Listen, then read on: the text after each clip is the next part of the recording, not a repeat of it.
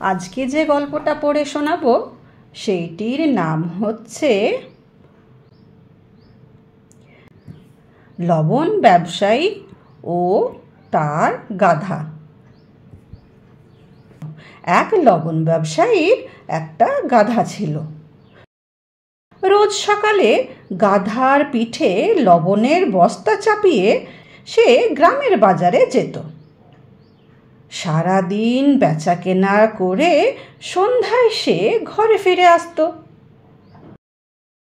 রোজই গাধাকে নিয়ে উঁচু নিচু রাস্তা দিয়ে নদী নালা পেরিয়ে তাকে বাজারে যেতে হতো।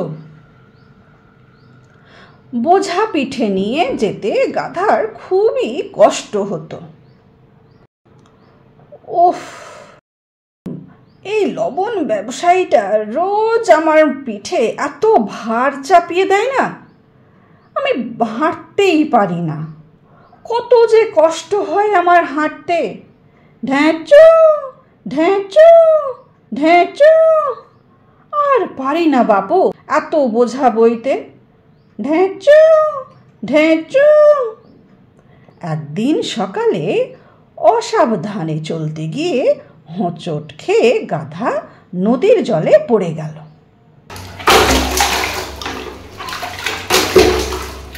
ফলে নুনের বস্তা জলে ভিজে সব নুন গলে গেল। গাধা দেখলো হঠাৎ পিঠের বোঝা হালকা লাগছে। ওরে বাবা, ঢ্যাঁচু ঢ্যাঁচু, আমি যে পড়ে গেলাম। কি যে মনে হচ্ছে, আমার পিঠটা তো হালকা হালকা মনে হচ্ছে কেন? যাক বাবা, ভালোই হয়েছে, আমার পিঠটাও হালকা হয়েছে, একটু আমার বোঝাটা কমে গেছে। ঢেঁচু ঢেঁচু। তাদের আর সেদিন বাজারে যাওয়া হলো না, ঘরে ফিরে গেল।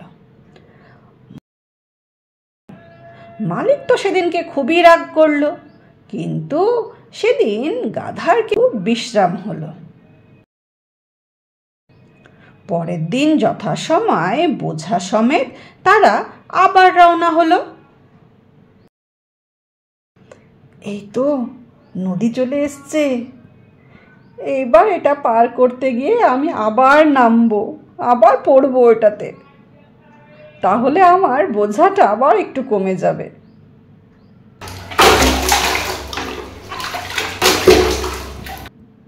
যা বলা তাই কাজ। নদীটা পার হবার সময় গাধা ইচ্ছা করে জলে পড়ে গেল। লবণ ভিজে যাওয়ায় সেদিনও তাদের বাজারে যাওয়া হলো না। মালিক গাধার কাণ্ড দেখে খুবই রেগে গেল। গাধার ওপর তার সন্দেহ হলো। কি ব্যাপার বলতো, এই গাধাটা নদী আসলেই নদীর ওপর পড়ে যাচ্ছে, আর এইভাবে ও সব সময় আমার এত লোকসান করে দিচ্ছে, আমার নুনগুলো সব জলে নষ্ট করে ফেলছে। এই গাধা কি আমার সাথে চালাকি করছে নাকি? দাঁড়া। ফলে লবণ ভিজে যাওয়ায় সেদিনও তাদের বাজারে যাওয়া হলো না।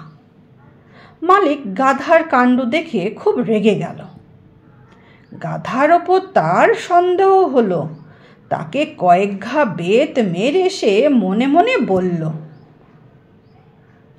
দুষ্ট বুদ্ধি গাধা, যদি আর আমার সাথে চালাকি করে থাকে তবে তাকে আমি অবশ্যই উচিত শিক্ষা দেব।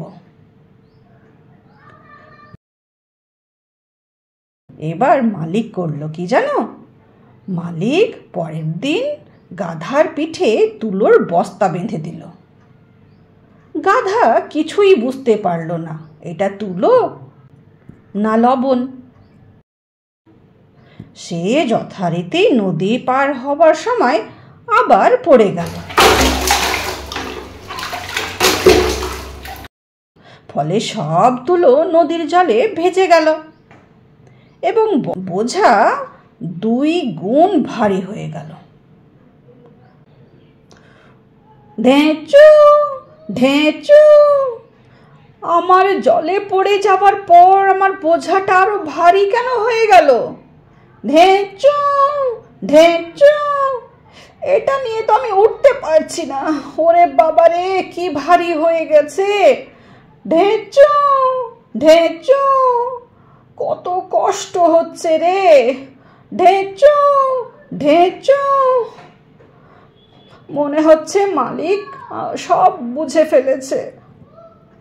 ওহ, কত কষ্ট করে আমাকে এবার উঠতে হচ্ছে। অনেক কষ্টে নদী থেকে উঠে গাধা আস্তে আস্তে চলতে লাগলো। সেই দিন তার ঘরে ফিরতে খুবই কষ্ট হলো।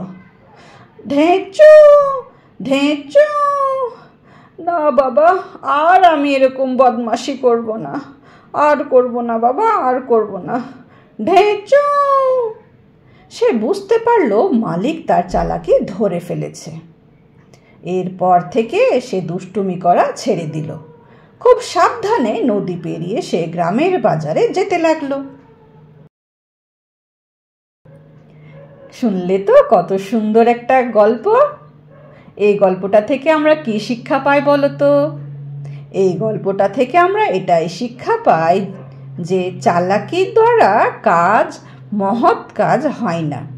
চালাকির দ্বারা কোনো মহৎ কাজ হয় না, আর ছল চতুরির সাহায্যে কার্যসিদ্ধিও হয় না, তাই না?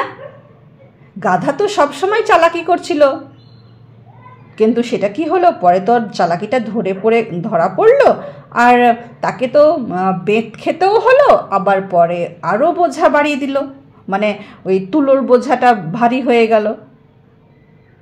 তাহলে কখনোই চালাকি করে কাজ করতে নেই, আর বেশি ছল চাতুরি সাহায্য নিতে নেই। মানে কোনো কাজকে সিদ্ধি করতে গেলে এসব করতে হয় না।